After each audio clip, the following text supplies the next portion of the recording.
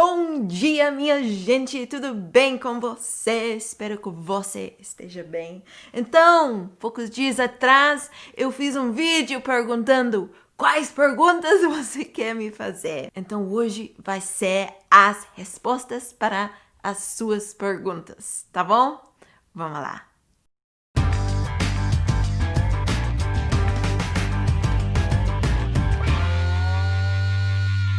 Então, gente, sem mais demoras, vamos diretamente para as perguntas. Aparecida Félix, Lu, queria que você respondesse perguntas. Vou lhe fazer uma pergunta. O que significa ver visões? Eu estava orando no quarto, chorando nos pés de Deus. No meu quarto fica a resta do sol na parede, que levantei e olhei para a parede. Vi uma cara de um leão perfeita e fiquei muito feliz. E outra vez vi uma cara com os olhos azuis. Não me senti bem. Fiquei com medo e me arrepiei. O que será? Então, eu acredito realmente que você teve visões que vieram de Deus, e Deus, desculpa, gente, meu cabelo tá mal.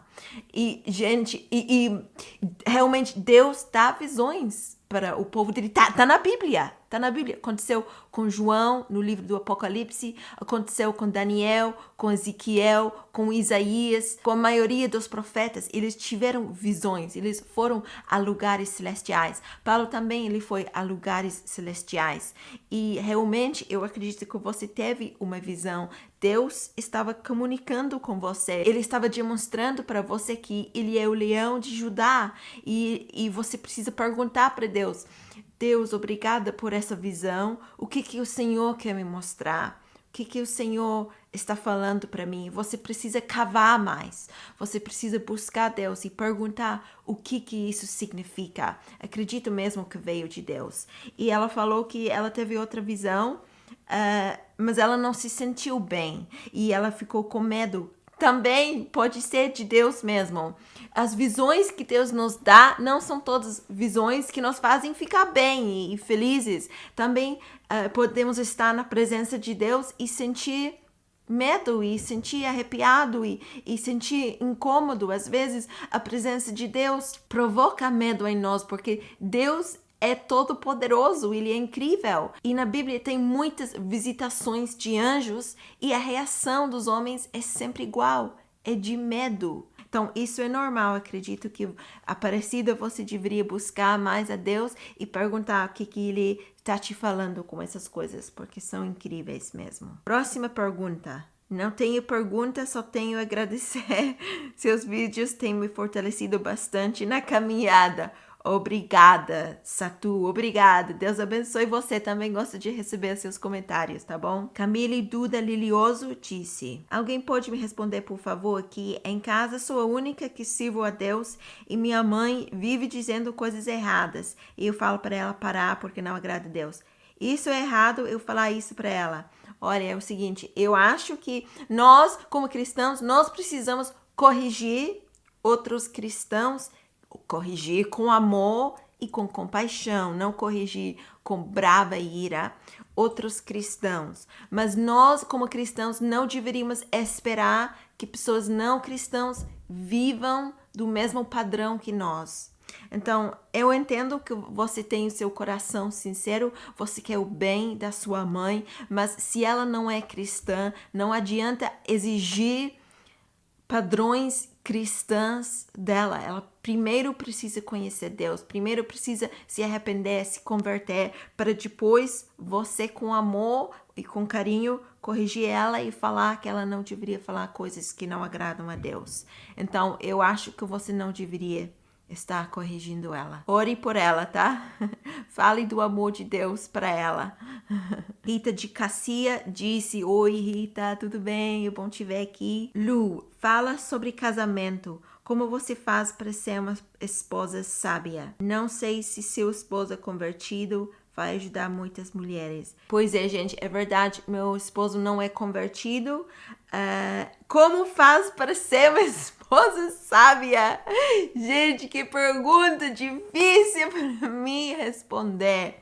Eu acho que para ser uma esposa sábia, nós precisamos orar para os nossos maridos e nós precisamos vigiar na hora de implicar.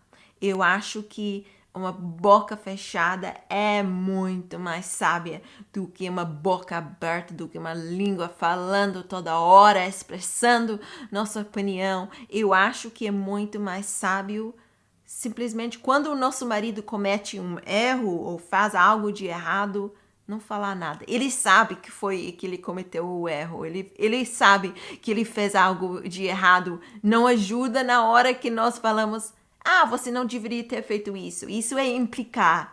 E isso não é nada bom. Então, use o conselho de Tiago, né? Uma língua freada é mais sábia do que uma língua que não para de mexer. Então, mantenha sua boca calada. Seja uma pessoa de amor, de paz, de paciência. Ore pelo seu esposo, peça para Deus se manifestar na sua vida através do fruto do Espírito Santo e ame ele. Saiba que você não pode mudar seu marido. Saiba que só Deus pode mudar seu marido. Então, ore por ele, mas aceite ele como ele é. Não fique corrigindo ele toda hora. Não fique criticando ele. Não fique fofocando diante dele.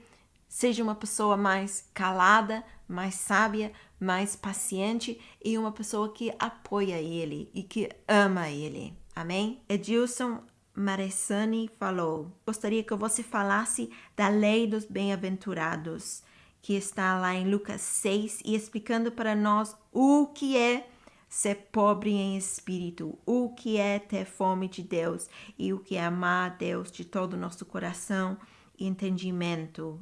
Amém. Eu acho que ser pobre de espírito é reconhecer a nossa fraqueza, reconhecer que nós somos meros humanos e que nós dependemos de Deus para todas as coisas. Eu acho que significa que nós precisamos ser pessoas humildes e ter essa humildade no nosso coração. Nós precisamos vir diante de Deus, derramar o nosso coração diante de Deus, chorar como a Aparecida Félix falou, né? Chorar na presença de Deus. Ter fome de Deus é desejar gastar tempo com Ele e, portanto, você gasta, não é só desejar, realmente ficar tempo na presença de Deus, ficar falando com Deus, abrindo o nosso coração para Deus, deixando Deus entrar na nossa vida, gastando tempo de qualidade a sós na presença de Deus e amando Ele, derramando o nosso coração diante dEle, abrindo o nosso coração para Ele, entregando tudo aquilo que somos, tudo aquilo que temos para Ele e amar a Deus com todo o nosso coração e entendimento. É isso também, né? Amar a Deus com a nossa boca, com a nossa língua, com a maneira que nós gastamos nosso tempo, mas também honrar e amar Ele com os nossos pensamentos, com as nossas ações, refletindo o amor dEle e amando aos outros. Amar a Deus também é amar os outros. Por quê? Porque Deus ama os outros. Apesar das fraquezas, apesar dos pecados, apesar dos problemas e irritações das pessoas, nós precisamos amar as pessoas. Amém? Jorge M. Pestana falou: olá, senhorita Lu. Pergunto: já estamos salvados? Vamos morrer outra vez? O mundo já acabou?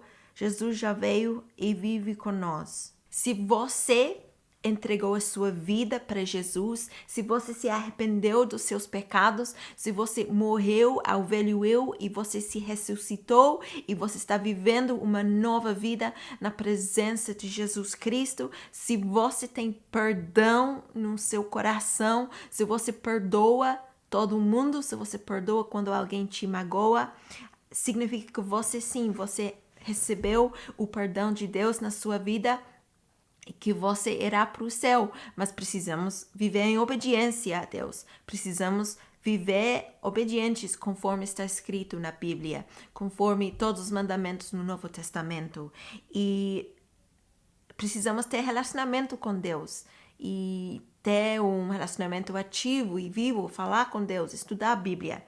Significa que sim, vamos morrer outra vez, vamos morrer, sim, todo mundo morre aqui na Terra, vamos morrer. E depois de morrer, Deus vai ter um dia de julgamento, vai ter um dia de julgamento para os crentes, um dia de julgamento para os descrentes, e depois Deus vai decidir se vamos para o céu ou o inferno. Mas você é salvo se você tem sua fé em Jesus e você fez tudo que acabei de explicar. O mundo já acabou? Não, ainda não. Jesus já veio e vive conosco. Jesus vai voltar. O Espírito Santo está aqui na terra, vivendo dentro e junto conosco. Sim, Jesus está no céu, Jesus está no trono dele lá no céu e ele voltará aqui. Ele não está vivendo conosco agora, mas ele está aqui no sentido que o Espírito Santo é o Espírito de Jesus Cristo.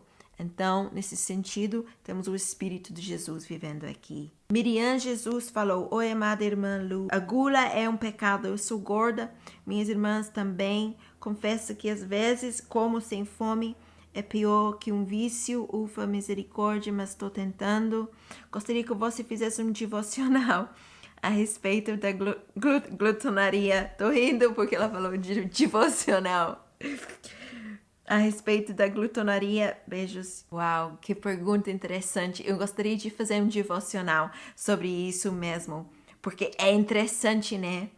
A maioria de nós, sabe, Miriam, a maioria de nós comemos sem fome. Eu acho que é um hábito dessa era, né, da humanidade, porque é tão fácil comprar uma coxinha, comprar um biscoitinho, comprar uma coisa tão barato. Então, é muito fácil, né, hoje em dia, cometer o pecado da gula. E eu também, eu cometo esse pecado, eu confesso. Mas eu confesso que eu não estou preparada para responder essa pergunta. Porque eu também, eu como às vezes sem ter fome. Eu não sei se é pecado. É pecado comer sem fome, gente? Acho que não é. Eu acho que deveríamos apreciar a comida, agradecer a Deus, dar louvores a Deus pela criatividade dele para com a comida.